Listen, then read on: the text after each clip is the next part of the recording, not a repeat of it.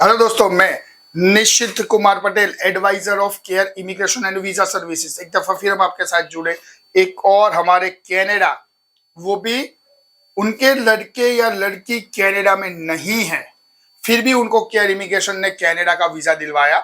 उनको ये यकीन ही नहीं हो रहा था कि कनाडा का वीजा मेरे को लगेगा, लेकिन केयर इमिग्रेशन ने दिलवाया।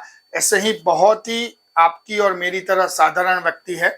आगे का जो वीडियो रहेगा वो हमारी लोकल लैंग्वेज गुजराती में रहेगा, क्योंकि हमारे जो कस्टमर है वो गुजराती लैंग्वेज में कम्फर्टेबल है। तो वीडियो ने આગળ વધારીએ અને આમની જોડે ગુજરાતી લેંગ્વેજની અંદર તમારી વાત કરાઈ। અને કેર ઇમિગ્રેશને ભીખાભાઈ કેશવલાલ પટેલ અને એમની પત્ની સુશીલાબેન ભીખાભાઈ પટેલ એમને વિઝા કરાયા કેનેડાના।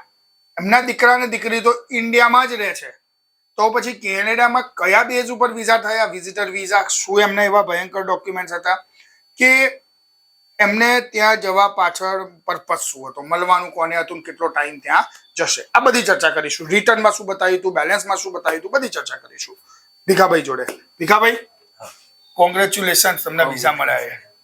મેં એવું સાંભળ્યું કે તમે માનતા જ નતા કે મને વિઝા મળે, સાચી વાત છે? સાચી વાત। મેં કામ આપ્યું વખત મેં એવું લાગતું હતું કે મારા ભાઈની બેબી છે એટલે વિઝા અમને મળે જ નહીં। અચ્છા, આમના ભાઈની બેબી એ કેનેડામાં છે, અને બીજો ઓપ્શન એવો હતો કે અમારે બેંક બેલેન્સ બહુ નતું, બેંક બેલેન્સ વધારે નતું। છતાં અમને કેરમાં કામ આપે છે એટલો અમને આનંદ થયો કે કોઈ ઓપ્શન નહોતો, છતાં અમને વિઝા મળી ગયા। એમનો ખૂબ ખૂબ હું આભાર માનું છું। અમારું બહુ સારું એવું કામ કર્યું છે। ભીખાભાઈ, તમે અહીંયા રિટર્ન ભરો છો? આઈટી રિટર્ન ની ખબર છે? રિટર્ન નહીં ભરતો, નહીં ભરતા? તમે? ના, કોઈ નહીં, બાબુ એકલો ભરત કાઢે। અરે બાબુ ભરે છે। તમે કામકાજમાં શું કરો છો ભીખાભાઈ અહીંયા? બસ અત્યારે અહીંયા તો બેસી જ રહેવાનું, કઈ કામ નહીં। બાબા નોકરી કરી, બાબા નોકરી કરે। તમારી કેટલી ઉંમર થઈ? મારી 62 વર્ષ। 62 વર્ષ થયા। તમે એટલું તો વિચારો, કેટલા સાધારણ વ્યક્તિ છે ભીખાભાઈ। મેં પૂછ્યું આઈટી રિટર્ન કે કામકાજ કરો તો ના, હું બેસી જ રહું છું। ક્યારે વિચાર્યું તું ભીખાભાઈ કે આ સપનામાં નતું વિચાર્યું, પણ સપનામાં નતું વિચાર્યું, પણ અમારા ભાઈની બેબી કે કાકા તમારી ઉંમર છે કે તમે કામ આપવા મળશે, પણ આપણું ત્યાં કોઈ સજ નહીં, કઈ જે મળશે। તો અમારા ભત્રીજીએ કામ જોડીને કેરમાં અપાવડાયું અને અમને 100% ગેરંટી સાથે વિઝા મળી ગયા। અમને ખૂબ આનંદ થઈ ગયો, અમારું જીવન સુધરી ગયું। ચાલો, કારણ કે દાદાના પુત્ર પૌત્રી કોઈ કેનેડામાં ફોરેનમાં નથી। એમના ભાઈની એક બેબી કેનેડામાં છે, જેવું એમણે કીધું, અને બેબીએ કીધું કે દાદા હું મૂકું તમારી ફાઇલ। શું થાય તમારા બાપુજી કે તમને?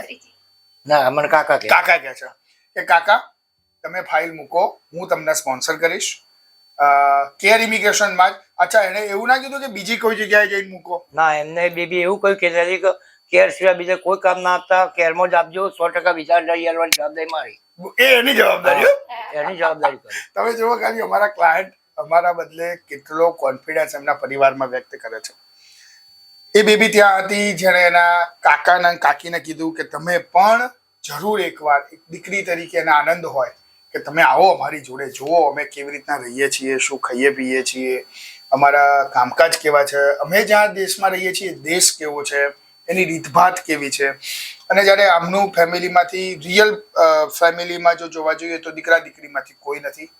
ભાઈની છોકરીએ એમને એક મોટિવેટ કર્યા, અને સામે જેવું ભીખાભાઈએ કીધું કે એમની પાસે એવું કોઈ આઈટી રિટર્ન, એવું કોઈ બેંક બેલેન્સ, કશું એવું વધારે નતું। અને ભત્રીજી મેં એવું પણ કહ્યું કે બેન તું મને ફાઇલ મુકાવવાનું કહેશો, કદાચ નસીબમાં જો વિઝા મળી ગયો હોય તો 3, 4, 5 લાખ રૂપિયા ખર્ચો થાય, મારું 5 રૂપિયા જઈએ। બેબી એમ કીધું કાકા ચિંતા ના કરશો, આવા જવાનો ટોટલ ખર્ચો મારા તરફથી હું કરું છું। ચાલો, આવું સંતાન ભાઈનું બી આજકાલ તો અમુક છોકરાઓ મા બાપ માટે ઓલું વસ્તુ ક્રિએટ કરતા હોય, જ્યારે આ ભાઈની બેબી થઈ જો આવું કે, આનાથી વિશેષ આનંદ બીજો કોઈ ના હોઈ શકે અમારા માટે। આવા જ કસ્ટમરોનું કામ કેર ઇમિગ્રેશન કરે છે, અને આજે આવા જ કસ્ટમરના આશીર્વાદના કારણે કેર ઇમિગ્રેશન આ ઊંચાઈ ઉપર પહોંચ્યું છે, અને આવા જ કસ્ટમરના આશીર્વાદના કારણે હજી વધારે કેર ઇમિગ્રેશન આગળ વધવાની જરૂર કોશિશ કરશે। હવે હું છેલ્લો સવાલ પૂછીશ ભીખાભાઈને। ભીખાભાઈ, અમને સ્ટાર આપવાના હોય, એટલે માર્ક્સ આપવાના હોય ભાઈ 10માંથી, અને તમે ટીચર હોય ને અમે સ્ટુડન્ટ હોઈએ, અમે બધું જે કામ કર્યું એના તમે અમને કેટલા માર્ક્સ આપો? 10માંથી 10 માર્ક હું આપવા તૈયાર છું। તૈયાર છો? એટલો આનંદ થયો મને ને। સુશીલાબેન, તમે કેટલા હાલશો? અમે આપી દઈશું 10 વધારે આપી દઈશું, કારણ કે સપનામાં વિચાર્યું જ નતું કે વિઝા કેનેડાનો મળશે।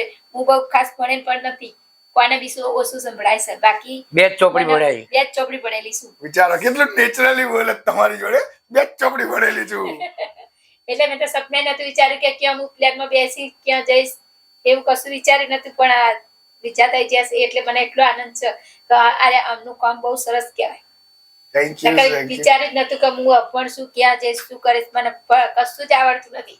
તોય મળ્યા હે ને. Thank you Sushilaben. ચલો હવે સુશીલાબેન અને ભીખાભાઈને એમના પાસપોર્ટ ને વિઝાની કોપી બતાવીએ કે કેટલા ટાઈમના થયા. સુશીલાબેનના પાસપોર્ટમાં વેલિડિટી 2030 સુધી છે અને વિઝા પણ 2030 સુધીના છે. ભાઈ 7 વર્ષના વિઝા. સુશીલાબેન લો, કોંગ્રેચ્યુલેશન્સ.